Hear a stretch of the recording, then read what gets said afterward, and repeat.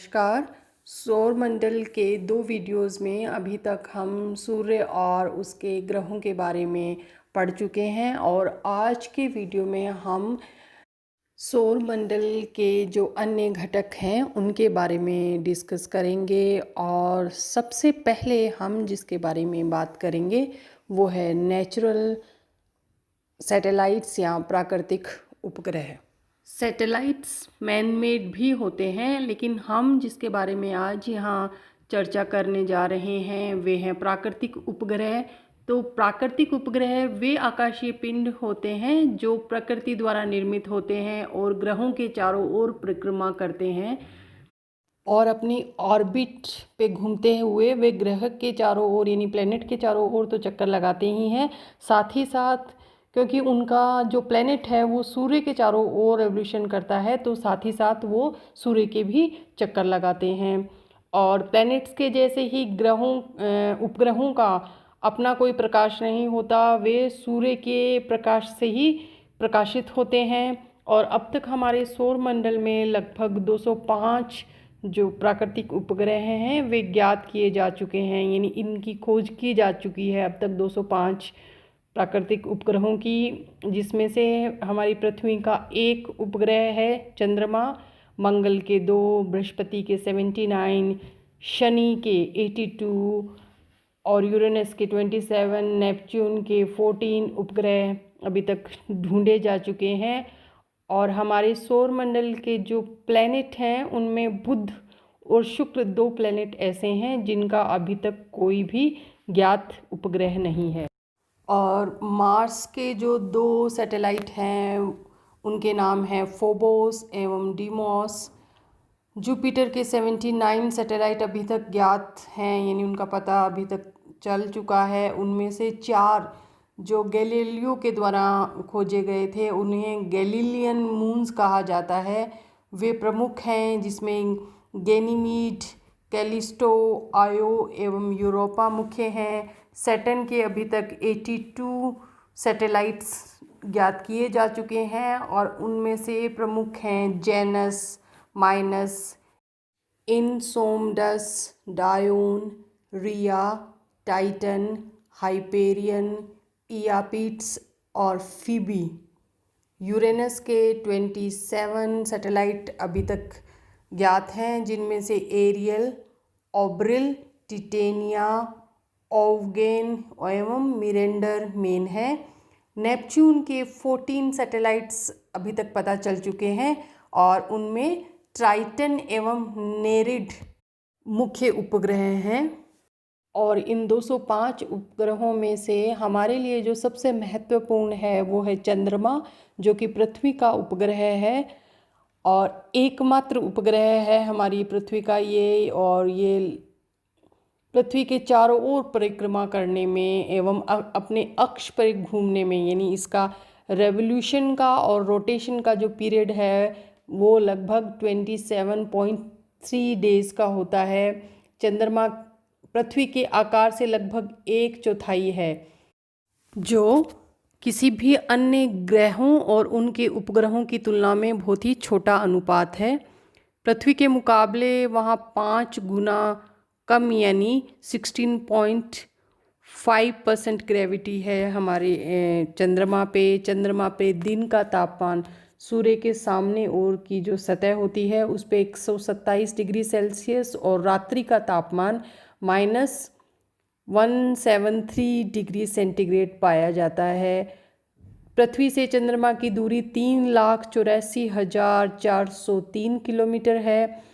चंद्रमा का जो खींचना है यानी जो उसकी पुलिंग है उसके कारण पृथ्वी के घूर्णन की जो स्पीड है वो भी डिक्रीज़ हो रही है।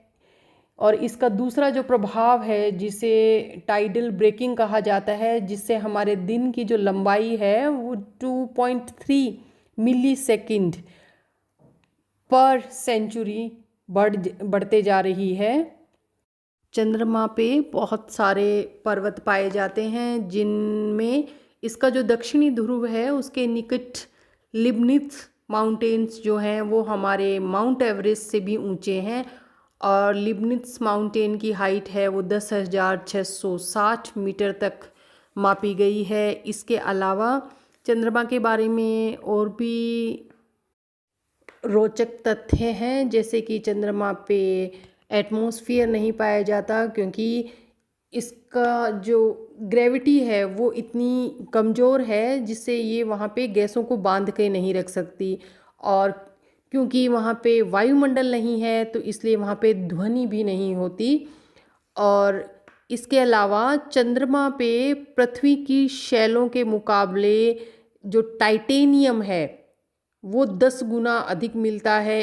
इसके अतिरिक्त चंद्रमा पे जो खनिज हैं कई, वो हमारी पृथ्वी पे नहीं पाए जाते। उन्हीं खनिजों में से एक है आर्मोकोलाइट, जो 3 चंद्र यात्रियों आर्मस्ट्रॉन्ग, एल्ड्रिन और कॉलिंस के नामों को जोड़ के बना है, वो वहाँ पाया जाता है।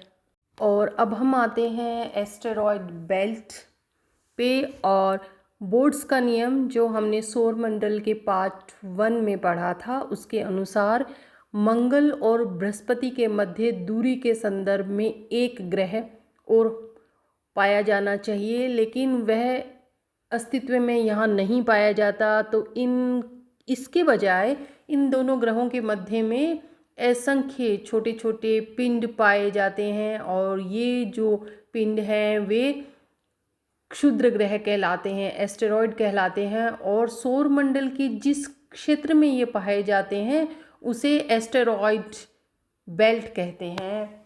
और ये साइज में 1 मीटर से लेके 1000 किलोमीटर के व्यास तक हो सकते हैं। और ये सौरमंडल का जब निर्माण हुआ था उस समय की बनी हुई चट्टानी पिंड है। हमारे सौरमंडल का एक ऐसा क्षेत्र जो मंगल और बृहस्पति ग्रह की कक्षाओं के बीच है, उसमें ही ये सारे जो क्षुद्र ग्रह हैं वो सूर्य के चारों ओर परिक्रमा करते हैं। इनमें से एक 950 किलोमीटर के व्यास वाला सिरिस, जो अपने खुद के गुरुत्वाकर्षण खिंचाव से गोलाकार रूप पा चुका है, और ये एक एस्टेरॉयड होने के बावजूद भी ड्वार्फ प्लैनेट कहलाता है। और यही एकमात्र एक अकेला सिंगल ड्वार्फ प्लैनेट है जो एस्टेरॉयड बेल्ट में पाया जाता है। इसके अलावा वेस्टा, प्लाश, जूनो, इरोस, इकारस भी फेमस एस्टेरॉयड्स हैं। और अब हम आते हैं काइपर बेल्ट पर, या काइपर एजवर्थ घेरा या बेल्ट भी जिसे कहा जाता है। ये हमारे सौर मंडल का सबसे बाहरी घेरा या बाहरी क्षेत्र है, जो नेपच्यून की कक्षा यानी नेपच्यून के बाद में सूर्य से लगभग 30 AU खगोलीय दूरी से लेकर 50 AU तक फैला हुआ है। और ये जो काइपर नाम है वो डच और अमेरिकी खगोल शास्त्री थे जेरार्ड काइपर, उनके नाम पे रखा हुआ है। और एस्टेरॉयड बेल्ट की तरह इसमें भी हजारों लाखों ऐसे ऑब्जेक्ट्स हैं जो हमारे सोलर सिस्टम का जब क्रिएशन हो रहा था तो वो बची हुई रह गई। और हमारे सौर मंडल के अभी तक जो 3 नॉन ड्वार्फ प्लैनेट्स हैं, वो प्लेटो, हाउमेया और माके वो काइपर बेल्ट में ही पाए जाते हैं। काइपर बेल्ट का जो एरिया है वो एस्टेरॉयड बेल्ट के एरिया से 20 गुना चौड़ा है और 200 गुना ज़्यादा फैला हुआ है। जहाँ एस्टेरॉयड बेल्ट की जो ऑब्जेक्ट्स हैं वो पत्थरों की और मेटल्स की बनी हुई हैं, वहीं काइपर बेल्ट्स के जो ऑब्जेक्ट्स हैं वो बर्फ़, मीथेन और अमोनिया या इन तीनों ही चीज़ों के मिले जुली चीज़ों से बने हैं। और हमारे वैज्ञानिकों का ये मानना है कि सौरमंडल के जो कुछ प्राकृतिक उपग्रह हैं वे भी काइपर बेल्ट में ही जन्मे, यानी उनका ओरिजिन काइपर बेल्ट में हुआ और फिर वे घूमते फिरते अपने ग्रहों के पास पहुँचे और उनके ग्रेविटेशनल पुल में फंसकर वो उनके चारों ओर रेवोल्यूशन करने लगे। जैसे कि उन्होंने वरुण का जो उपग्रह है टाइटन और शनि का जो है उपग्रह फीबी, उसका एग्जाम्पल दिया। इसके बाद हम बात करते हैं ओर्ट क्लाउड की या ऊट क्लाउड। और सौरमंडल के चारों ओर एक धुएं की तरह एक बादल मौजूद है, यानी एक स्फीयरिकल क्लाउड पाया जाता है। जो जितने भी धूमकेतु हमें दिखाई देते हैं वो ज़्यादातर इसी ओर्ट क्लाउड में से ही आते हैं, और ये धूमकेतु इसी घेरे में ही चक्कर लगाते रहते हैं। और हमारे सौरमंडल का जो नेक्स्ट कंपोनेंट है वो है कॉमेट्स या धूमकेतु, और जिन्हें पुच्छल तारे भी कहा जाता है। और ये कॉमेट्स जो हैं वो हमारे सौरमंडल के चारों ओर जो ओर्ट क्लाउड पाया जाता है वहाँ से इनका ओरिजिन होता है। ये दो प्रकार के होते हैं, सामयिक यानी पीरियोडिक और असामयिक यानी जो कि नॉन पीरियोडिक होते हैं। सामयिक पुच्छल तारे जिसमें हम हेली का एग्जाम्पल ले सकते हैं, और असामयिक में हम मार्कोस का एग्जाम्पल ले सकते हैं। ये जो कॉमेट्स होते हैं वो अत्यधिक प्रकाशमान ऑब्जेक्ट होते हैं, और इनके 3 पार्ट होते हैं। पहला, इनका सिर जिसे कोमा कहा जाता है, जो एक धुंधले बिंदु यानी हेजी डॉट के समान होता है। दूसरा है कोर या न्यूक्लियस या नाभिक, जो ठोस एवं अति लघु आकार का होता है। और तीसरा होता है पूंछ या टेल। तो जैसे ही धूमकेतु सूर्य के करीब आता है, कुछ बर्फ धूल के कणों के साथ पिघलने और उबलने लगती है। ये कण और गैसें नाभिक के चारों ओर एक बादल बनाती हैं जिसे कोमा कहा जाता है। और सूर्य के निकट आने पर सौरिक ऊर्जा धूमकेतु के सर को बहुत ज़्यादा गर्म कर देती है, तथा जो जमी हुई गैसें होती हैं उनको भी वो वाष्पीकृत कर देती है। और ये गैसें पिंड से निकलकर धूमकेतु के सिर के पीछे एक प्रकाशमान पूंछ यानी टेल का निर्माण करती है। सभी धूमकेतुओं की पूंछ नहीं होती, किंतु इनकी पूंछ तभी उत्पन्न होती है जब वे सूर्य के अधिक निकट आ जाते हैं। और नेक्स्ट है मीटियोरॉइड्स।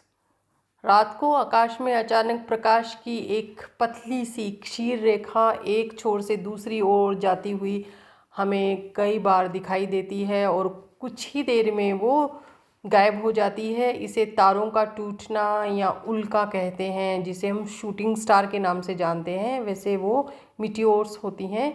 ये ठोस आकाशीय कण होते हैं जो एरोलाइट्स, साइडेराइट्स, साइडेरोलाइट्स निर्मित होते हैं, यानी स्टोन या तो बिल्कुल स्टोन्स के बने होते हैं या उनमें आयरन भी पाया जाता है, और कई बार स्टोन्स और आयरन दोनों को मिला के ये बने होते हैं। और पृथ्वी के वायुमंडल में प्रवेश जैसे ही ये एंटर करते हैं, घर्षण के कारण, फ्रिक्शन के कारण ये जलने लगते हैं। और जलने से मोस्ट ऑफ टाइम तो ये ख़त्म हो जाते हैं, किंतु कभी कभी ये उल्कापात यानी मीटियोराइट्स के रूप में धरती पे आकर गिरते हैं और खंडित हो जाते हैं। इनकी रचना लोहे, निकिल, एल्यूमिनियम, ऑक्सीजन, गंधक आदि भारी पदार्थों से होती है। अतः जब ये ज़मीन पे गिरते हैं तो ये भूकंप एवं बड़े बड़े क्रेटर्स बनाते हैं।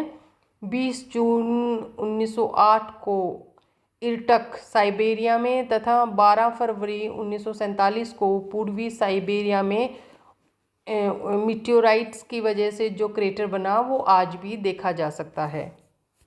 1930 में प्लूटो को सौरमंडल के 9वें ग्रह के रूप में शामिल किया गया था, लेकिन 1906 में उसे ड्वार्फ प्लैनेट का दर्जा दिया गया। तो ये ऐसा इसलिए हुआ कि वैज्ञानिकों ने ये निश्चित किया कि किसी भी ऑब्जेक्ट को प्लैनेट होने के लिए उसमें 3 बातें मुख्य होनी चाहिए। उनमें पहला है सूर्य के चारों ओर अपनी कक्षा में उसे रेवोल्यूशन करना चाहिए। दूसरा, आकार में बड़े आकार का होना चाहिए जिससे वे अपना गुरुत्व यानी ग्रेविटी पैदा कर सके। और तीसरा, उसकी कक्षा अन्य किसी पड़ोसी ग्रह के मार्ग में नहीं आनी चाहिए, यानी उसकी जो ऑर्बिट है वो किसी दूसरे प्लेनेट की ऑर्बिट को कट नहीं करनी चाहिए। और प्लूटो जो है उसकी जो इलिप्टिकल पाथ है वो नेपच्यून के इलिप्टिकल पाथ को कट करता है। तो इन्हीं सब जो 3 पॉइंट हैं इनको ध्यान में रखते हुए जो प्लूटो था उसको डाउनग्रेड कर दिया गया ड्वार्फ प्लैनेट के रूप में। और 2003 में हब्बल अंतरिक्ष दूरबीन ने एक पिंड खोजा जिसका नामकरण UB313 अथवा जेना किया गया, और ये जो ऑब्जेक्ट था वो साइज़ में प्लूटो से भी कुछ बड़ा था। इस पिंड को भी अब प्लूटो के साथ साथ ड्वार्फ प्लैनेट में शामिल किया जाता है। इसके साथ ही साथ जो प्लूटो का सैटेलाइट है केरन, उसको, और सबसे बड़ा जो एस्टेरॉयड है सेरस, वो भी ड्वार्फ प्लैनेट की कैटेगरी में आता है। प्लैनेट्स के बारे में 3 जो मेन स्टैंडर्ड थे उन पर पूरी तरह से खरा नहीं उतरने के कारण प्लूटो को पदावनत कर दिया गया, यानी डाउनग्रेड कर दिया गया। और इससे पहले 1930 में इसे हमारे सोलर सिस्टम के 9वें प्लैनेट के रूप में जगह दी गई थी। तो जब से इसे 9th प्लैनेट माना गया था तब से ही इसका जो स्टेटस था वो हमेशा ही डिस्प्यूटेड रहा, और आखिर में जाके 24 अगस्त 2006 को चेक गणतंत्र की राजधानी प्राग में लगभग 2500 वैज्ञानिकों ने इंटरनेशनल एस्ट्रोनॉमिकल यूनियन के सम्मेलन में इसे डाउनग्रेड करके ड्वार्फ प्लैनेट के रूप में मान्यता दी गई। और यहाँ पे ये प्लूटो और उसका जो सैटेलाइट है केरन, उसको प्रदर्शित किया गया है। तो जैसा कि हम इसमें देख पा रहे हैं कि प्लूटो जो है वो अपने कॉमन सेंटर ऑफ ग्रेविटी जो कि उससे बाहर है उसके चारों ओर चक्कर लगा रहा है, जबकि अन्य जो प्लैनेट हैं उनमें उनका कॉमन सेंटर ऑफ ग्रेविटी जो होता है उनके सैटेलाइट के संदर्भ में वो ग्रहों के भीतर पाया जाता है, और यहाँ पे कॉमन सेंटर ऑफ ग्रेविटी वो प्लूटो के बाहर है, जिसकी वजह से ये जो बीच में प्लूटो है वो ऐसे लग रहा है जैसे किसी पॉइंट के चारों ओर चक्कर लगा रहा है। और यहाँ पे ये हमारे सौरमंडल का एक डायग्राम दिखाया हुआ है जिसमें सूर्य के साथ साथ जो 8 प्लैनेट्स हैं वो और उनके जो मेन सैटेलाइट्स हैं वो प्रदर्शित किए गए हैं। इसके साथ ही साथ यहाँ पे एस्टेरॉयड बेल्ट, काइपर बेल्ट भी दिखाई गई हैं। तो एक तरह से ये पूरे के पूरे सौर परिवार का एक ये डायग्राम है।